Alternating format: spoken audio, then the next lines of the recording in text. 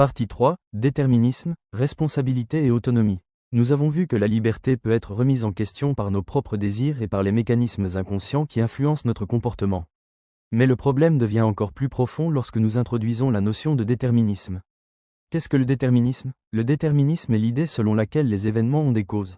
Lorsqu'un événement se produit, il n'arrive pas sans raison. Nos comportements peuvent eux aussi être influencés par différentes causes. Notre éducation, notre environnement social, notre histoire personnelle, notre corps, nos habitudes, notre milieu ou encore notre psychologie. Mais si chacune de nos actions possède des causes, sommes-nous réellement libres? Imagine une bille placée en haut d'une pente. Lorsqu'on la pousse, elle descend selon des lois physiques. Elle ne choisit pas sa trajectoire. Son mouvement est déterminé par des causes. Mais l'être humain est-il comparable à cette bille? Sommes-nous simplement déterminés par les causes qui nous influencent ou avons-nous réellement la possibilité de choisir?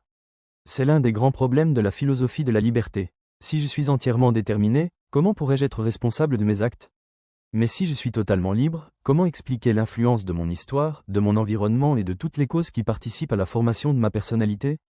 Cette tension entre liberté et déterminisme est essentielle. Et c'est ici que la pensée de Sartre devient particulièrement importante.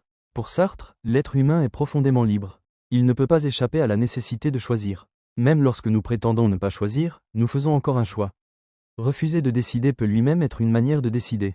Cette conception de la liberté est particulièrement exigeante. Elle signifie que nous devons assumer la responsabilité de nos choix. Nous ne pouvons pas toujours nous cacher derrière les circonstances pour expliquer nos actes. Dire « je n'avais pas le choix » peut parfois être une manière de fuir notre responsabilité. Mais cette conception de la liberté possède également un aspect inquiétant. Pourquoi? Parce que la liberté implique la responsabilité. Si je suis libre de choisir, alors je dois aussi répondre de mes choix. La liberté n'est donc pas seulement un avantage. Elle peut également être une charge. Sartre montre ainsi que l'être humain est condamné à être libre. Cette formule peut sembler paradoxale. Pourquoi être condamné à être libre? Parce que nous ne pouvons pas échapper complètement à la nécessité de choisir ce que nous allons faire de notre existence. Mais une autre conception de la liberté va permettre d'aller encore plus loin. Il s'agit de celle de Kant. Pour Kant, être libre ne signifie pas simplement faire ce qui nous plaît. Imaginons une personne qui a très envie de manger un gâteau. Elle en a envie et le mange immédiatement. Peut-on dire qu'elle a exercé sa liberté? Pour Kant, pas nécessairement. Elle peut simplement avoir obéi à son désir. Si je fais systématiquement tout ce que mes passions me commandent, je peux être dépendant de ces passions. La véritable liberté suppose donc quelque chose de plus profond, l'autonomie de la volonté. Être autonome signifie être capable de se donner à soi-même une règle et d'agir selon elle.